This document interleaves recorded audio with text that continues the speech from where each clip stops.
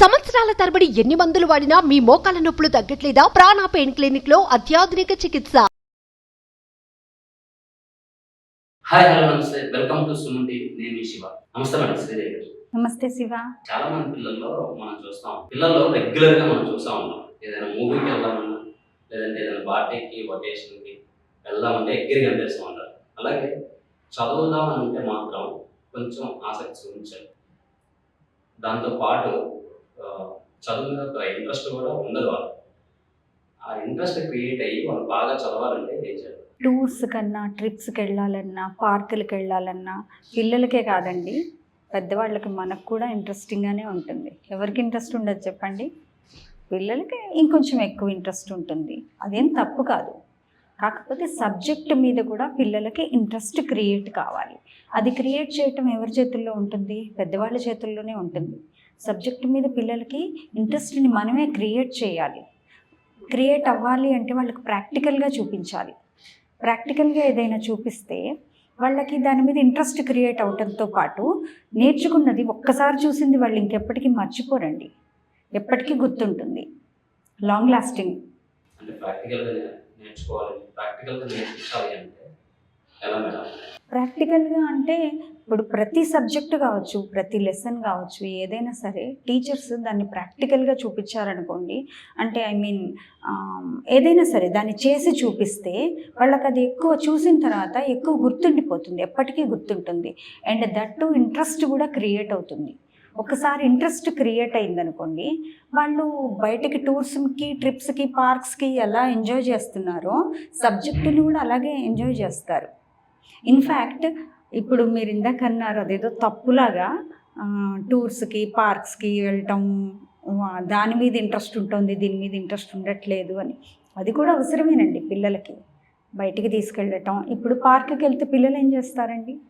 ఎగురుతారు, ఆడుకుంటారు. అది కూడా పిల్లలకు అవసరమే. పిల్లలకి ఫిజికల్ ఫిట్నెస్ కూడా అవసరమే. అండ్ మెంటల్ ఫిట్నెస్ అంటే ఏంటి? ఇంట్రెస్ట్గా చదువుకోవటం. పేరెంట్స్ పిల్లల వెనకాల పడి చదువు రాయి అంటూ చెప్పడం ఒక్కటే కాదండి. పేరెంట్స్ చేయాల్సిన పని ఏంటి అంటే వాళ్ళకి ఇంట్రెస్ట్ని క్రియేట్ చేయాలి అంటే ప్రాక్టికల్గా చూపించాలి.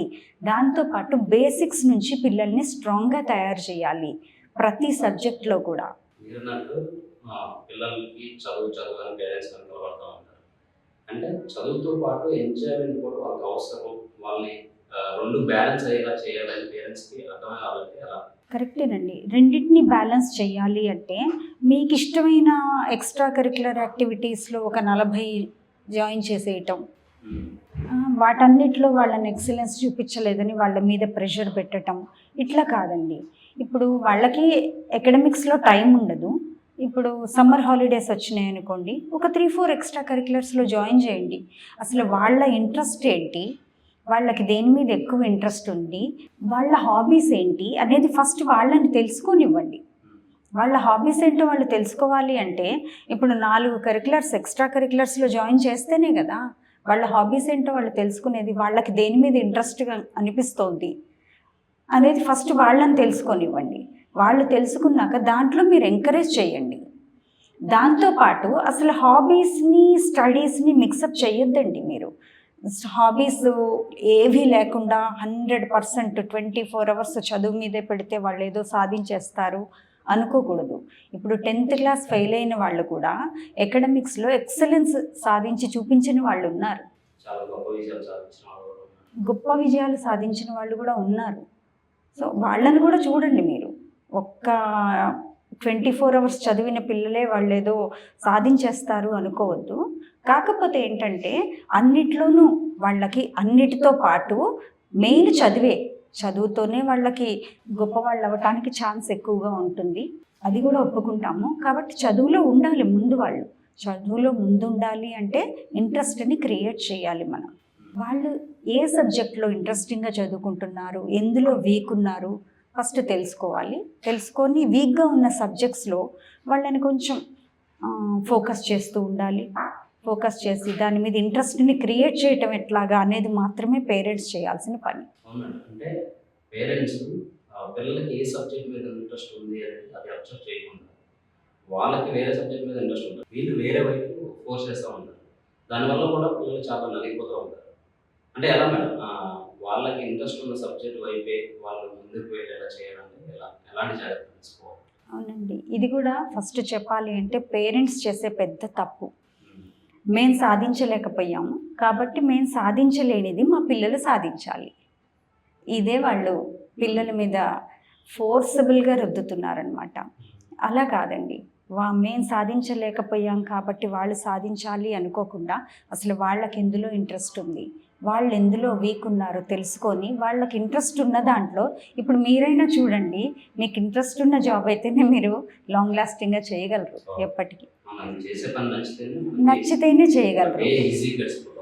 అంతేగాని మనకి ఇంట్రెస్ట్ లేని జాబ్ కావచ్చు, మనకు అస్సలు ఇష్టం లేని జాబ్ని మనం చేయమంటే ఎంతకాలం చేయగలం? అలాగే వాళ్ళకి ఇంట్రెస్ట్ లేని సబ్జెక్ట్ వైపు వాళ్ళని తీసుకెళ్ళటం కావచ్చు, ఇంట్రెస్ట్ లేని కెరీర్ వైపు వాళ్ళని ముందుకు నెట్టడం, ఇలాంటివి చేయకూడదండి. వాళ్ళకి ఇంట్రెస్ట్ ఉన్న వైపుకే వాళ్ళని ఎంకరేజ్ చేయాలి. అయితే టు సమ్ ఎక్స్టెంట్ అంటే 10th క్లాస్ వరకు అయితే అన్ని సబ్జెక్ట్స్ వాళ్ళు నేర్చుకోవాల్సిందే, అన్ని సబ్జెక్ట్స్లోనూ వాళ్ళని ఎంకరేజ్ చేయాల్సిందే. చేయాలి అంటే ఫస్ట్ బేసిక్స్ ఉండాలి.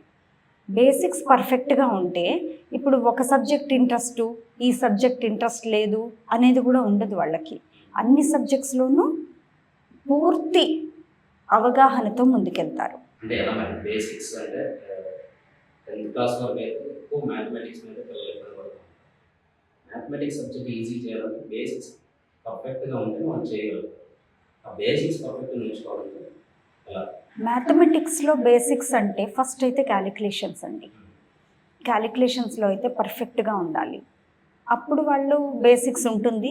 బేసిక్స్ ఎప్పుడైతే పర్ఫెక్ట్గా ఉంటుందో సబ్జెక్ట్ మీద ఫస్ట్ ఇంట్రెస్ట్ వస్తుందండి. ఫస్ట్ ఇంట్రెస్ట్ క్రియేట్ అవుతేనే కదా మనం వాళ్ళు ఏది క్లాస్లో ఏం చెప్పినా నేర్చుకోగలుగుతారు, నేర్చుకున్నది అర్థం చేసుకోగలుగుతారు, అర్థం చేసుకున్నది గుర్తు పెట్టుకొని ఎగ్జామ్స్లో పర్ఫామ్ చేయగలుగుతారు. ఇది ఏది చేయాలన్నా ఏ సబ్జెక్ట్లో అయినా బేసిక్స్ అయితే మస్ట్ అండ్ షుడ్ వాళ్ళకు ఉండాలి. మ్యాథమెటిక్స్లో వచ్చేసరికి బేసిక్స్ పర్ఫెక్ట్ అవ్వాలి అంటే ఈ సమ్మర్లో 45 days క్రాష్ కోర్స్ ఒకటి డిజైన్ చేశామండి. ఆల్రెడీ ఒక బ్యాచ్ రన్ అవుతోంది. నెక్స్ట్ మీకు వాళ్ళ ఫీడ్బ్యాక్స్ కూడా చూపిస్తాను. వాళ్ళందరూ పేరెంట్స్ కూడా చాలా హ్యాపీగా ఉన్నారు. Already they improved a lot. And next ఇంకొక బ్యాచ్ June 1st నుంచి స్టార్ట్ చేస్తున్నాము, అది కూడా క్రాష్ కోర్సు. ఇంట్రెస్ట్ ఉంటే అందులో జాయిన్ అవ్వచ్చు. క్యాలిక్యులేషన్స్లో కొంతవరకు వాళ్ళని పర్ఫెక్ట్ చేయడంతో పాటు ఇంట్రెస్ట్ని ఖచ్చితంగా క్రియేట్ చేస్తాం మా క్రాష్ కోర్స్లో. కింద స్క్రోల్ అవుతున్న నెంబర్కి కాల్ చేసి డీటెయిల్స్ తెలుసుకోండి, మా టీం మీకు సపోర్ట్ చేస్తారు. Thank you. చూసారు కదా, పిల్లలకి మ్యాథ్స్ అంటే భయం కాదు. ఈ సమ్మర్ హాలిడేస్లో క్యాలిక్యులేషన్స్లో పర్ఫెక్ట్ అయ్యి మ్యాథ్స్ ఈజీగా చేయాలనుకుంటే శ్రీదేవి గారు 45 days సమ్మర్ క్రాష్ కోర్స్లో వెళ్ళారైతే వాళ్ళు ఈజీగా నేర్చుకోగలుగుతారు. ఈ వీడియోపై మీ అభిప్రాయాన్ని కామెంట్ బాక్స్లో పోస్ట్ చేయండి. అలాగే మీరు లైక్ చేయండి, షేర్ మాత్రం తప్పకుండా చేయండి. ఇలాంటి మరిన్ని వీడియోస్ కోసం మా ఛానల్ని సబ్స్క్రైబ్ చేసుకోండి.